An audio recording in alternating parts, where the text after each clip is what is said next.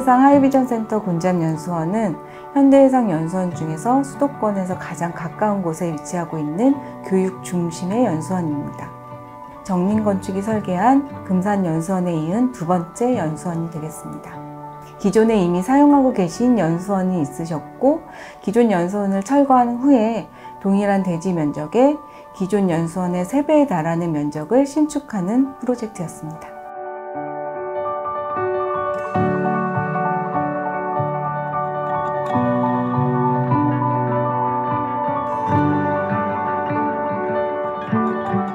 현대해상이라는 클라이언트는 광화문 사옥을 시작으로 해서 저희 정린건축과 현재까지 지속적인 신뢰관계를 맺고 있는 기업이고요. 광화문 사옥 외에도 지방 다양한 거점에 있는 사업들을 같이 진행하였습니다.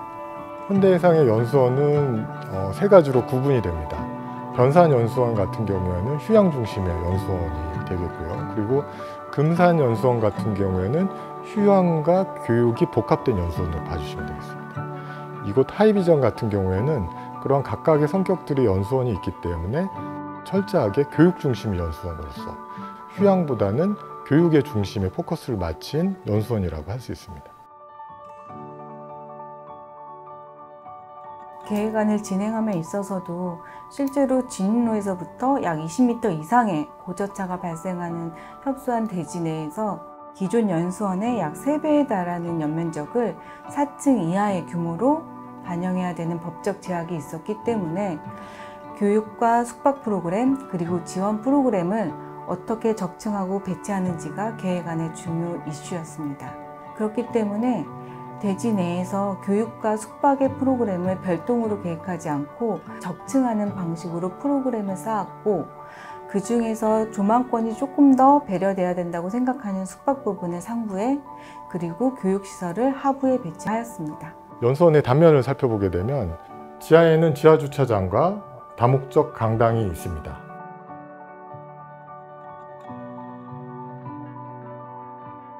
여기서 한층 올라가게 되면 교육동이 본격적으로 펼쳐지게 되는데요. 로비와 교육시설 그리고 500석 규모의 강당이 설치되어 있습니다. 그리고 한층 올라가게 되면 교육과 휴게가 잘 연계될 수 있도록 마련이 되어 있습니다.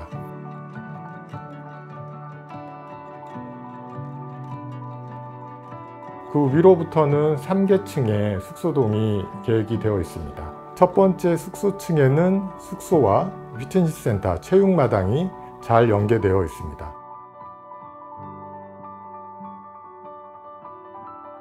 나머지 2개의 숙소층에는 중복도 형식으로 구성이 되어 있어서 주변의 풍광을 잘 느낄 수 있도록 계획되어 있습니다.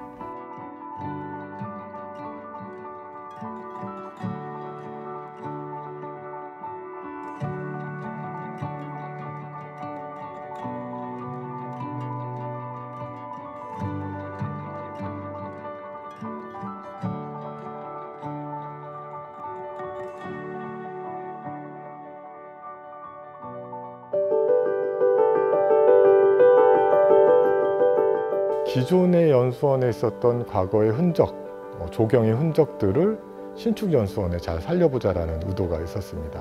식당 앞에 있던 동그란 분수, 그리고 거기에 있었던 대형 참나무, 그리고 지그재그의 바다 패턴, 이런 요소들이 신축 연수원의 다양한 테라스 마당에서 잘 어울려져서 적용이 됐을 때 단순히 새로운 연수원이긴 하지만 기존의 과거의 흔적과 역사와 향수를 가질 수 있는 공간들이 기존 연수원에도 잘 포함되기를 바랬었습니다. 대지를 처음 방문했을 때 굉장히 특징적이었던 것은 높은 메타세콰이어가 연수원의 가장 중심부에 있었습니다. 땅의 장소성이라는 관점에서 좀 고민을 해봤을 때 이 메타세콰이어를 살리고 좀 계획을 해보자라는 생각이 있었거든요. 이 메타세콰이어를 살리게 되면서 연수원에 처음 진입할 때 이 과거의 옛 모습을 보면서 진입할 수 있게 돼서 굉장히 큰 효과가 있었어요. 그리고 연수원 자체를 한번 보기 전에 이런 자연의 구조물들이 앞에서 연수원의 대문 역할을 하고, 거기서 살짝 돌아오게 되면은 연수원의 메인 볼륨이 이렇게 떠 있는데 그 볼륨 아래로 들어갈 수 있는 누화 진입, 그 누아 진입을 굉장히 극적으로 만들 수 있는 시퀀스상에 굉장히 좋은 역할을 하게 됐었습니다. 기존에 있었던 연수원에서는 식당에서 굉장히 소중한 경험을 할 수가 있었어요. 식사를 하시면서 동그란 분수에서 안개가 나오고 그 동그란 분수 옆에 대왕 참나무가 이렇게 있었습니다. 그런 부분들에 대한 기억이나 이런 것들이 새로운 연수원에도 같이 이어지기를 바랬어요. 그래서 지금 저희가 만들어 놓은 식당의 왼쪽 부분에 보시게 되면 이러한 옛날의 과거의 기억들이 다시 재구성돼서 되어 있습니다. 기존에 있었던 동그란 분수를 재해석해서 분수를 만들고, 그리고 그 옆에 기존에 있었던 나무들을 이식을 해서 다시 재식을 했습니다. 과거에 있었던 나무들이 그대로 있다고 봐주시면 되는데, 그 나무들이 다행스럽게도 잘 자라나게 돼서 이전에 있었던 경험들과의 그런 공유가 잘 이루어지고 있습니다.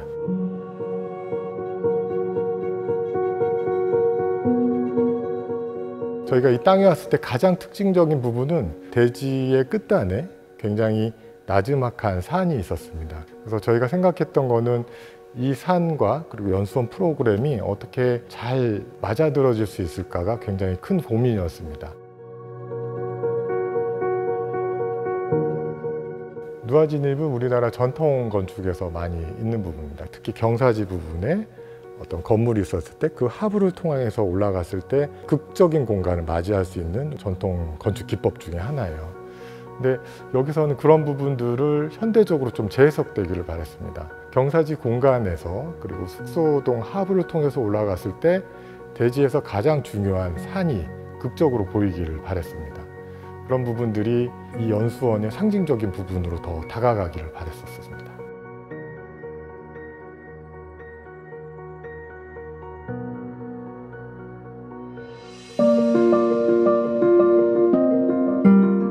기존 연수원은 높은 지대에 배치되어 있음에도 불구하고 기존 경사를 극복하기 위해 설치된 높은 옹벽과 가깝게 배치되어 있어서 지상에 있는 건물임에도 불구하고 마치 지하 음지에 있는 듯한 습함을 잔뜩 머금고 있었는데, 이걸 본 순간 이 습함은 반드시 없애야겠다라는 생각이 가장 먼저 들었고, 실제로 이 기억은 지금 현재 연수원에 반영되어 있는 다양한 중정과 다양한 레벨의 외부 공간들로 반영이 되어 있는데, 그로 인해 내가 어느 층에 있던 상관없이 어디서나 자연스럽게 자연을 마주할 수 있고 햇볕이 잘 드는 공간을 경험할 수 있도록 의도하였습니다.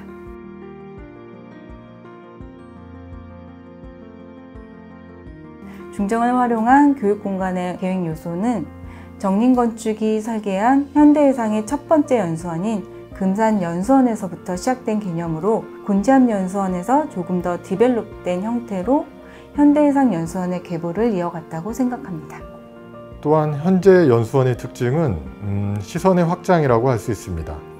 많은 중정이 도입되어 있어서 트인 느낌을 주고 또 유리를 통해 답답하지 않게 자연을 볼 수 있습니다. 예를 들어 식당 안에 있지만 양 옆은 유리로 되어 있고, 그 유리를 통해서 한쪽으로는 옛날 숲, 그리고 한쪽으로는 지금 저희가 계획해 놓은 작은 숲을 통해서 공간이 확장되면서 숲속에서 식사를 할 수 있는 그런 분위기를 만들려고 했습니다. 건물 배치에 있어서도 경사지에 순응하는 일반적인 해법인 테라스형이 아니라 반대로 숙박동을 산에서 가장 멀리 배치하고 숙박동 하부를 비워냄으로 인해 산에서부터 내려오는 바람이 정체되지 않고 빠져나가게 될 수 있는 통풍축을 만들어 건물 자체가 숨을 쉴 수 있는 친환경적인 요소를 품게 계획하였습니다.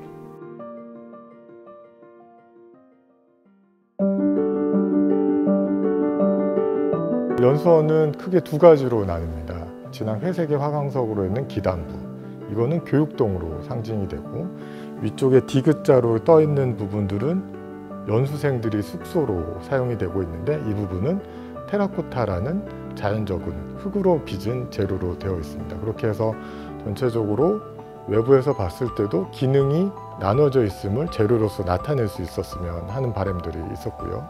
그 연수원 자체 내에서 습기가 굉장히 많기 때문에 그런 부분들이 상고풍을 잘 유도해서 뺀다고 하더라도 기본적으로 남아있는 습기들은 있을 수밖에 없습니다. 그래서 저층부의 화강석 같은 경우에는 폴리싱 마감을 해서 습도로 인한 이끼나 곰팡이가 꼈을 때 관리가 쉬운 방법으로 재료 계획을 했습니다.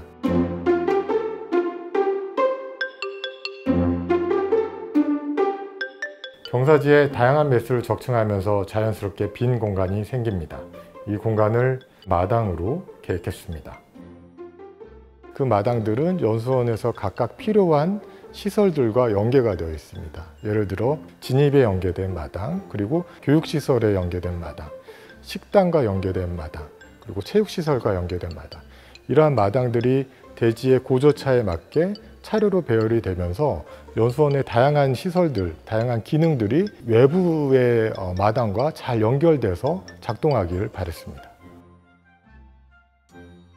개천과 대지 형상에 맞닿는 삼각형의 정원이 생기는데 이 부분은 이제 진입마당이라고 저희가 했습니다. 이 부분은 차량으로 들어오시는 분들은 주차장에 진입하기 위한 첫 번째 맞이 공간이고, 걸어서 오신 분들은 누아진입 하부에 들어가는 그런 전이 공간으로 봐주실 수가 있겠어요. 저희가 만든 웰컴 공간이라고 봐주시면 되겠습니다. 교육마당은 두 번째 마당입니다. 이 마당은 연수생들이 진입을 했을 때 버스나 대중교통들에 많은 사람들이 한꺼번에 오는 부분들이 있기 때문에 그런 분들을 굉장히 넉넉하게 맞아야 되는 공간이 필요했었습니다. 그래서 이 연수원에서 가장 큰 마당입니다. 위로 올라가 보면 또 다른 마당이 있습니다. 이 마당은 이전 연수원의 식당 옆 분수와 대왕 참나무를 재석해서 식당을 이용하는 사람들에게 멋진 시선과 편의를 제공하는 마당입니다. 마지막 마당은 기존 연수원의 흔적을 가장 잘 볼 수 있는 곳입니다. 기존의 연수원을 만들기 위한 콘크리트 옹벽들이 건물의 뒤쪽에 굉장히 습하게 있었던 부분들이에요. 저희가 담쟁이 식물들을 심어서 시간이 지나면 자연적으로 그 부분들이 치유되길 바랬고, 지금 현장에 와서 봤을 때는 그런 부분들이 자연과 잘 연결돼서 치유되고 있는 부분들을 볼 수가 있었습니다.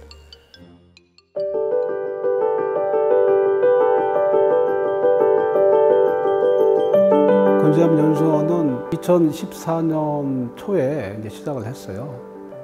2016년 6월 달에 이제 준공을 했는데, 제가 이제 시험 현장에 있으면서 제가 만든 프로젝트는 사실 작품으로 이제 대하고 있어요.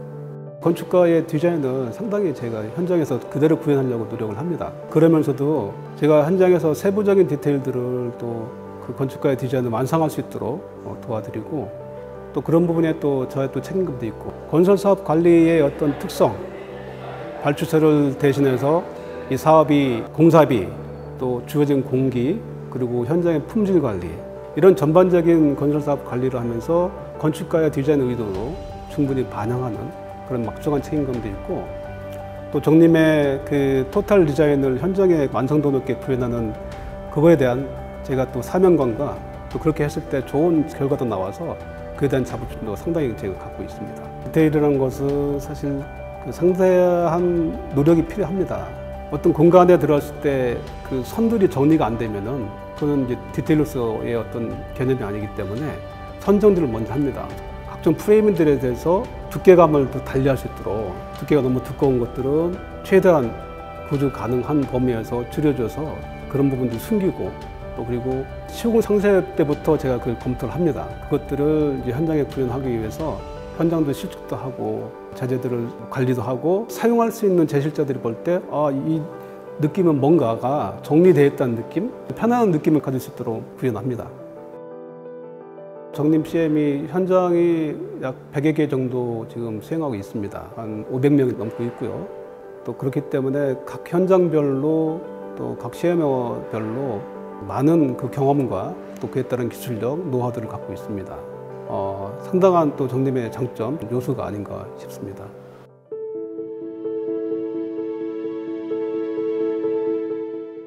사실 현대 건축물은 혼자 할 수 있는 것들이 아닌 것 같아요. 저도 마찬가지고, 저 혼자 한 것도 아니고 CMO도 많이 있었고, 설계자도 그렇고 스태프들도 많이 고생도 하셨고, 그분들이 모두 다 열심히 하셨고 고생하셔서 이 훌륭한 건축물을 만들었던 것 같아요.